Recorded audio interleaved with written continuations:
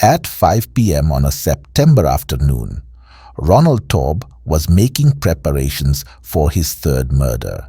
He was very careful. He realized that murdering people becomes more dangerous if you do it often.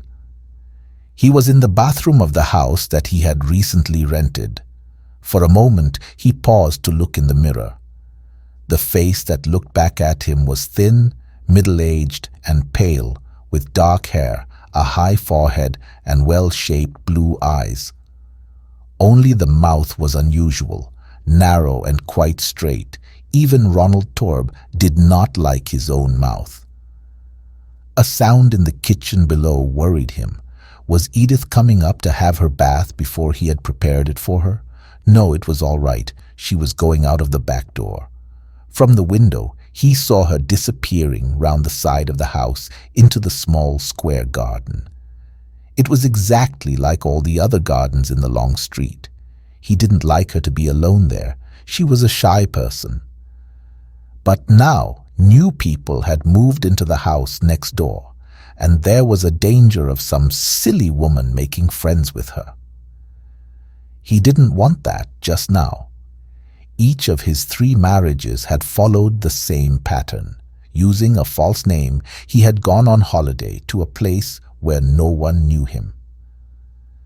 There he had found a middle-aged, unattractive woman with some money of her own and no family.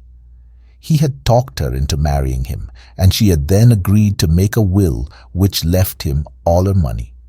Both his other wives had been shy too. He was very careful to choose the right type of woman, someone who would not make friends quickly in a new place. Mary, the first of them, had her deadly accident almost unnoticed in the bathroom of the house he had rented.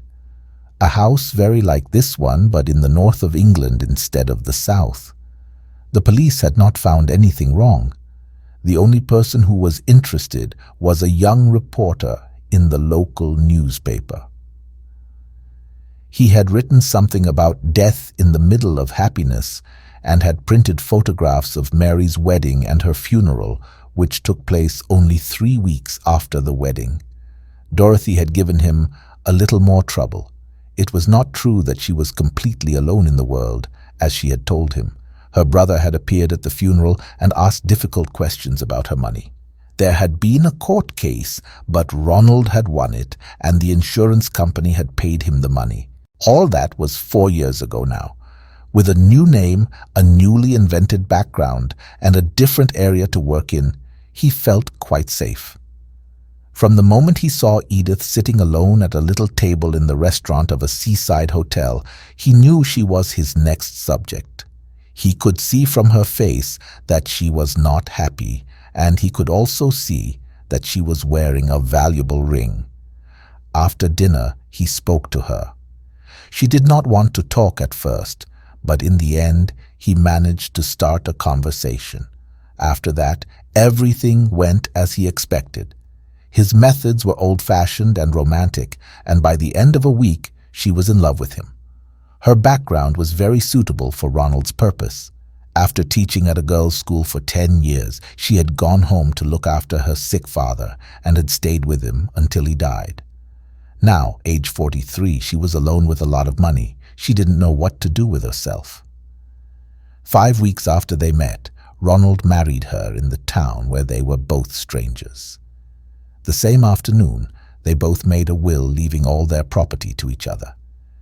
Then they moved into the house which he had rented cheaply because the holiday season was at an end. It was the most pleasant of his marriages.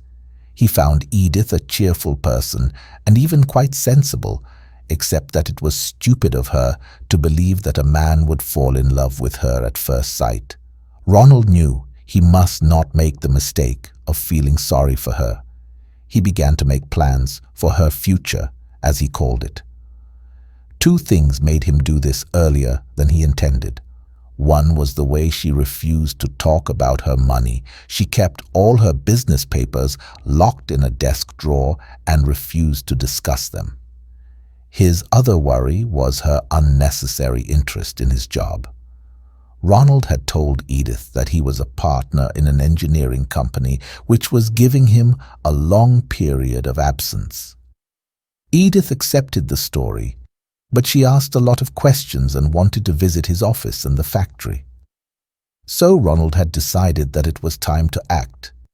He turned from the window and began to run water into the bath. His heart was beating loudly. He noticed he didn't like that. He needed to keep very calm. The bathroom was the only room they had painted. He had done it himself soon after they arrived. He had also put up the little shelf over the bath which held their bottles and creams and a small electric heater. It was a cheap one with 2 bars, and it was white like the walls and not too noticeable. There was no electric point in the bathroom, but he was able to connect the heater to a point just outside the door. He turned on the heater now and watched the bars become red and hot. Then he went out of the room. The controls for all the electricity in the house were inside a cupboard at the top of the stairs. Ronald opened the door carefully and pulled up the handle, which turned off the electricity. He had a cloth over his hand so that he would not leave fingerprints. Back in the bathroom, the bars of the heater were turning black again. Still using the cloth, he lifted the heater from the shelf and put it into the bath water at the bottom end of the bath. Of course, you could still see it. It looked as if it had fallen off the shelf by accident. Edith was coming back from the garden.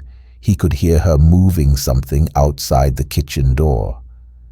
He pulled a small plastic bottle out of his pocket and began to read again the directions on the back.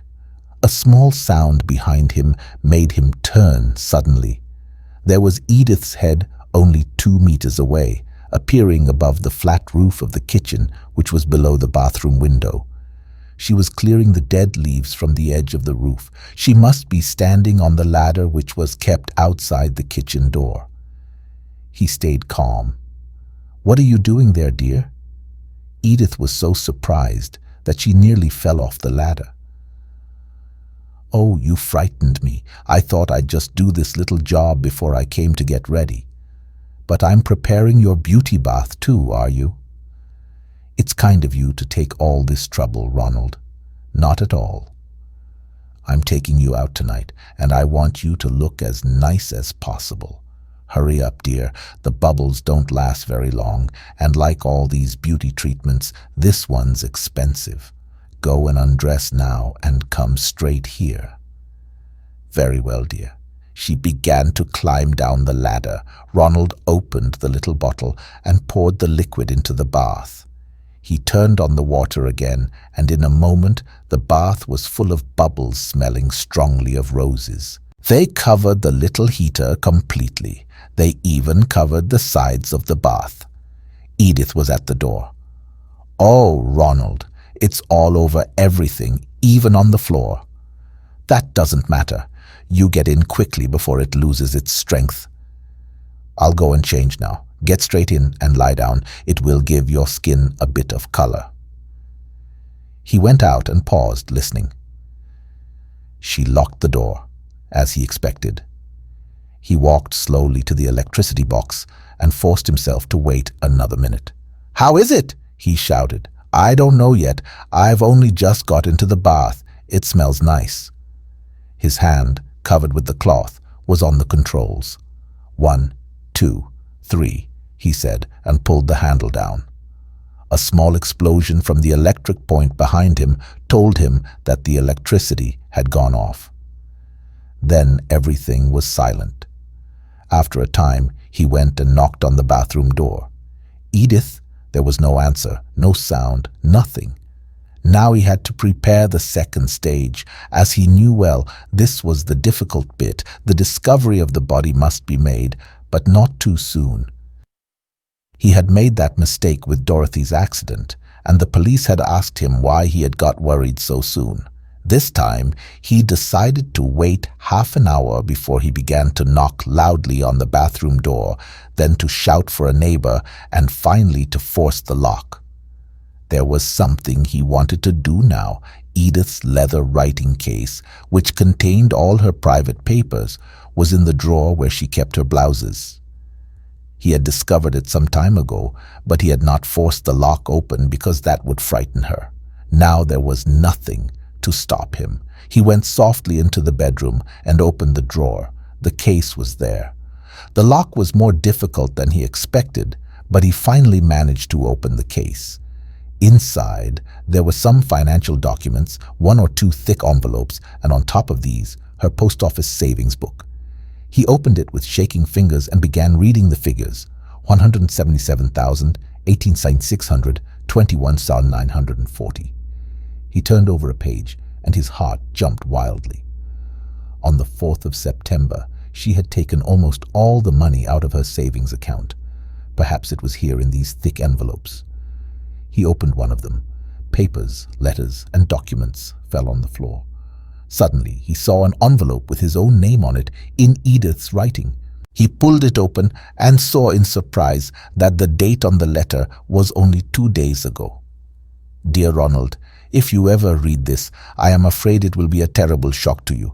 I hoped it would not be necessary to write it.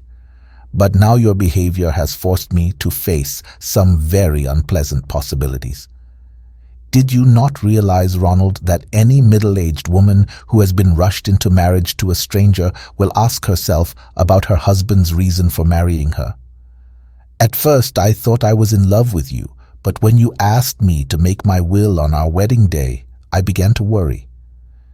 And then, when you started making changes to the bathroom in this house, I decided to act quickly. So, I went to the police. Have you noticed that the people who have moved into the house next door have never spoken to you? Well, they are not a husband and wife, but a police inspector and a policewoman. The policewoman showed me 2 pieces from old newspapers, both about women who had died from accidents in their baths soon after their marriages. Both pieces included a photograph of the husband at the funeral. They were not very clear, but I was able to recognize you. So I realized that it was my duty to agree to do what the inspector asked me to do. The police have been looking for the man since the photographs were given to them by your second wife's brother. The inspector said the police needed to be sure that you were guilty. You must be given the opportunity to try the crime again. That's why I am forcing myself to be brave and to play my part. I want to tell you something, Ronald. If one day you lose me out of the bathroom, you will find that I have gone out over the kitchen roof and am sitting in the kitchen next door. I was stupid to marry you, but not quite as stupid as you thought. Yours, Edith. Ronald's mouth was uglier than ever when he finished reading the letter. The house was still quiet, but in the silence, he heard the back door open suddenly, and heavy footsteps rushed up the stairs towards him.